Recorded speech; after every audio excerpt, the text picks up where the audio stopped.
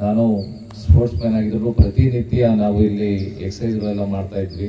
ಆದ್ರೂ ಆ ಸ್ಪೋರ್ಟ್ಸ್ಗಿಂತ ನಾವು ಲಾಸ್ಟ್ ಟೈಮು ಮೇಡಮ್ ಬಂದಾಗಿಂದ ನಾವು ಅವರಿಗೆ ಅಡಿಟ್ ಆಗಿ ಅವ್ರು ಕಂಟಿನ್ಯೂಸ್ ಆಗಿ ನಾವು ಆನ್ಲೈನಲ್ಲಿ ಮಾಡ್ತಾ ಇದ್ದೀವಿ. ಇಲ್ಲಿ ನಾವು ಗ್ರೌಂಡಲ್ಲಿ ಏನು ನೀರು ಇಡಿಸ್ತೀವೋ ಅಲ್ಲಿ ಅದಕ್ಕಿಂತ ನೀರು ಜಾಸ್ತಿ ಇರಿಸಿದಾಗ ನನಗೆ ಹೆಂಗೆ ಏನಾಯ್ತು ಅಂತ ನನಗೆ ಗೊತ್ತಿಲ್ಲ. ಅವಾಗಿಂದಲೂ ನಾವು ಕಂಟಿನ್ಯೂಸ್ ಆಗಿ ನಾವು ಯೋಗಾಸನ ಮಾಡ್ತಿದ್ವಿ. ಯೋಗಾಸನದಲ್ಲಿ ಹೆಂಗೆ ಅಂತಂದರೆ, ಈ ಪವರ್ ಯೋಗದಲ್ಲಿ ಹೆಂಗೆ ಅಂತಂದರೆ, ಈ ಉಸಿರಾಟ ಮೂಲಕನೇ ಎಲ್ಲ ನೋವುಗಳನ್ನ ಹೋಗುತ್ತೆ ಅನ್ನೋದನ್ನ ನಾನೊಂದು ಅನುಭವಿಸುವಂತ ನಾನೇ ಸಾಕ್ಷಿಗಳಿಗೆ.